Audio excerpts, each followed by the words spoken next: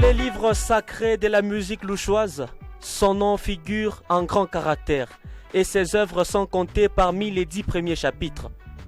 Mais lorsque vous écouterez ces chansons, vous saurez situer quel verset elles occupent. Pour tout commencer, notez que sa carrière professionnelle a débuté en 2014. Donc, aujourd'hui, notre invité compte 9 ans d'expérience professionnelle. Il n'est pas un artiste comme les autres et sa manière de travailler nous pousse à comprendre qu'il bosse avec intelligence. Visant souvent sur un travail des qualités et non des quantités, il compte jusque-là 9 titres dans sa jubilaire musicale. Ses fils de maman Annie et papa Tedika a vu le jour le 13 février d'une certaine année. Ses fans disent en ces moments même « Béni soit ce jour-là car il nous a donné un vrai artiste ». Si certains ont toujours du mal à savoir de qui je parle, voici quelques pistes. Il est un artiste de Lubumbashi ayant pour chanteur préféré Michael Jackson et Stromae.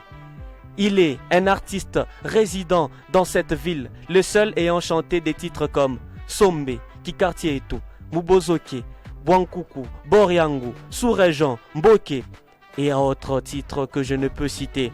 Parmi toutes ces chansons, je suis sûr et certain que vous avez déjà écouté une ou deux, de manière volontaire ou involontaire, dans un taxi ou encore sur votre route des retours vers la maison. Ah oui, même Charlie a eu le temps d'écouter l'une de ces titres.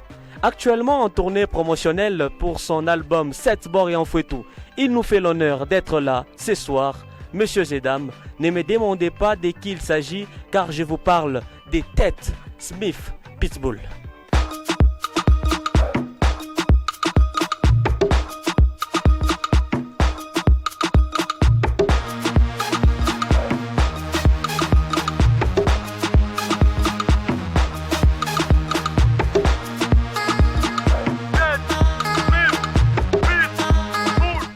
Bonjour Ted Smith, bienvenue sur la fréquence de référence. Ouais, bonjour.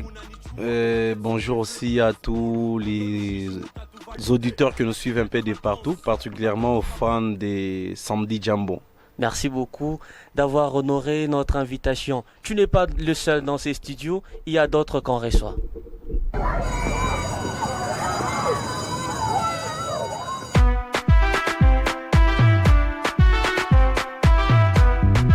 Plusieurs sont ceux et celles qui se demandent s'ils veulent la guerre ou la paix.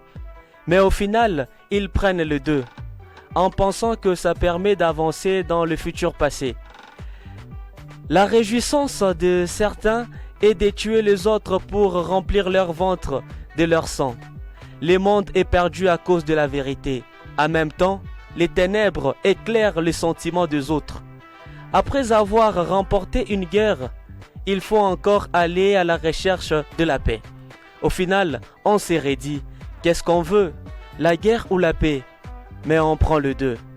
Si les lions est réel,